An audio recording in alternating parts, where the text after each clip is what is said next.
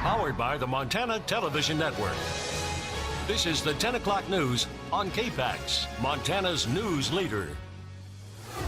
Good evening, I'm Jill Valley. Dennis Bragg is off tonight. Police believe a man arrested last night for his involvement in a home robbery is connected to this week's high-speed chase and shootout with police. 30-year-old Scott Allen Take's enemy is facing charges of robbery and drug crimes, harming a police dog, and obstructing a peace officer. Wednesday, a Missoula homeowner says two women and Take's enemy broke into his home, held him down at knife point, and stole things like phones, an Xbox, and a wallet. A neighbor then saw the three suspects escape in a black Ford Taurus. Later, officers engaged in a high-speed chase with that Taurus that ended in Lake County near St. Ignatius. That's when police arrested 34-year-old Alta Little Light Three Fingers and 27-year-old Rochelle St. Dennis. Police found the stolen items in that vehicle. Then they got a tip that Take's enemy was hiding in a garage attic. Police released their canine dog Sunka into that attic, where the suspect kicked the dog several times in the face before he was arrested. Police found a baggie of meth in the attic where that suspect was hiding. Now, we did check on the dog. We're told Sunka had no visible injuries and will be fine after some rest. We will know soon which programs at UM are on the way out after a special meeting today at the school with department heads and interim school president Sheila Stearns. MTN's Lauren Heiser brings us the latest on that meeting. At the cabinet meeting on Friday, the university department heads were asked to give presentations on what they recommended happen to their department during reprioritization.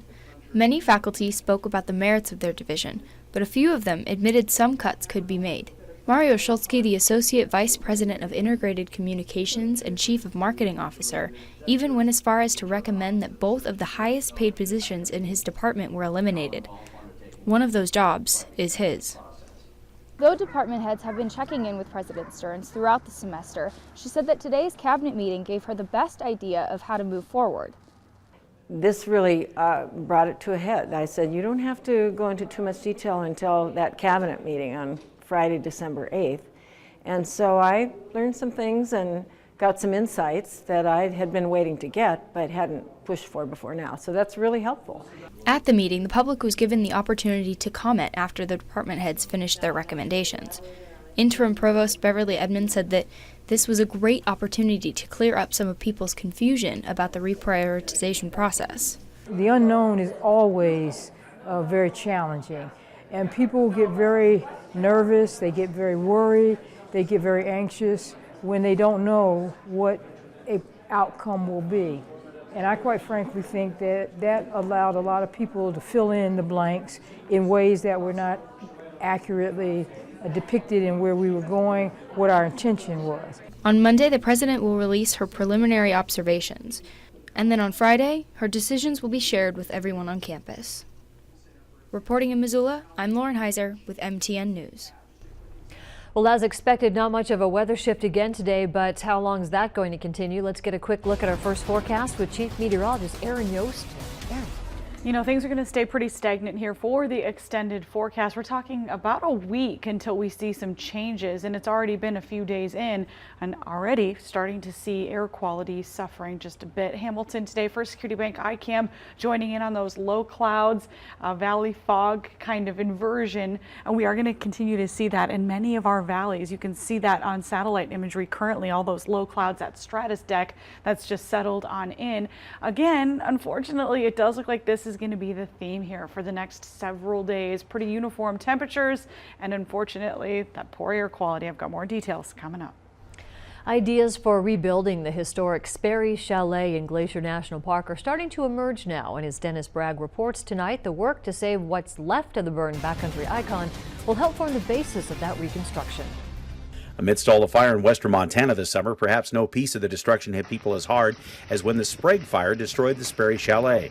Despite efforts to protect the century-old structure, a weak spot, a gap under the eaves, was the chalet's undoing. Ember flew in underneath, unobserved, and by the time the fire was observed, it was coming from the inside. That's exactly what happened at Sperry. So firefighters were on the scene. They'd wrapped the wooden parts of Sperry. They were ready to fight the fire. It just got inside before they could do anything about it. Fortunately, quick action by the Glacier National Park Conservancy, the park, and local construction crews was able to come up with a plan to save the historic stone walls. Planning started the morning after the fire, and using the brief window before winter set in, engineers came up with a plan to brace the remaining structure against the winter storms. I get a lot of emails saying those 2x4s will never hold anything. I would agree if they were 2x4s. They are 6x6 inch studs with 18-inch long bolts and rebar screws as well in them. This is built to stay. This is a very stout piece of infrastructure. The Conservancy is working on fundraising plans and supporting the park's efforts to evaluate the engineering report for a long-range rebuilding plan. Ideas have focused on clearing away debris, even reusing some of the remains, and the new timbers already brought to the site. To take these great minds, great craftspeople we have in Montana, volunteers, thousands of them, and with our own two hands, do what the people did in the 1910s, which is rebuild with our own two hands another icon for future generations, for the next 100 years of park visitors. In Missoula, Dennis Bragg, MTN News. You can hear more about the Sperry reconstruction on Face the State. That program is coming up Sunday at 6:30 in the morning. If that's too early for you, just set your DVR. Exciting news for ice skating fans in the Bitterroot. The Florence Fire Department and volunteers built an ice rink and flooded it today. The new rink was built over the tennis courts at Florence Park. Volunteers gathered this morning to line the space with tarp and assemble other pieces of the kit. They plan to resurface it a couple of times a week with fresh water to make ice. Organizers say it had been sitting there waiting to be flooded for about a month before temperatures finally got cold enough for a good freeze. Yeah, we started a Facebook page and we got tons of likes and tons of comments, and I was surprised. I mean, people are really excited. There's a lot of people that play hockey and skate down in the Bitterroot that travel into Missoula 2 or 3 times a week to go play or just to go to open skate. So yeah, people are really excited. That rink is open from daybreak to about 10:30, 11 at night, and it's open for everyone. Salute the Badge is brought to you by Montana Railing, supporting the Main Street of Montana for 30 years.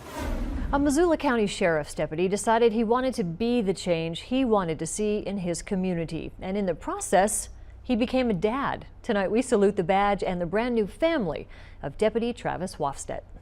This was given to me by a little girl named Sylvia. It's a simple drawing by a little girl that helps Officer Travis Wafstedt through the complexities of patrol. I keep it here in my patrol car now every day on patrol so that I have a memory of that extra 5 minutes is all it takes to impact a child's life. He's wanted to be an officer ever since he was a kid. One of the first Christmas gifts I remember was a scanner from Radio Shack, and I'd listen to that thing at all hours of the day and night and just hear what all the officers were out there doing. He was a cadet in high school, put himself through the National Park Service Academy, and is currently the assistant chief of the East Missoula Fire Department. But it was his time spent on patrol in Missoula that changed the course of his life. My career early on, I had a pretty tough case that I investigated out on patrol, and ultimately a child was removed from a family in a drug-endangered situation, and it weighed on me for quite a while. And I brought the idea to my wife and said, I think that we need to do something. We're not the kind of people that sit back and talk about problems. We're the kind of people that go out and find solutions. Travis and Kari became foster parents before they were even married. And last month they adopted 2 children, Brian and Anna Mae. This will be their first Christmas as mom and dad. Travis says being a foster parent can break your heart, but it can also grow it in ways you never thought possible. They say that it only takes one adult to care about a child and their situation to change their life forever. And so I think that even if you only do it for a short period of time, that you have the potential to be that change in a child's life forever. And Travis and Kari say they won't stay a family of 4 for that long, as they do plan to grow their family. Well, still ahead, Erin is back with our weekend forecast. Not much change in the foreseeable future, but you can get the bad news from her. And one organization in the Flathead Valley is doing all it can to end homelessness in a unique way. We'll take a look coming up.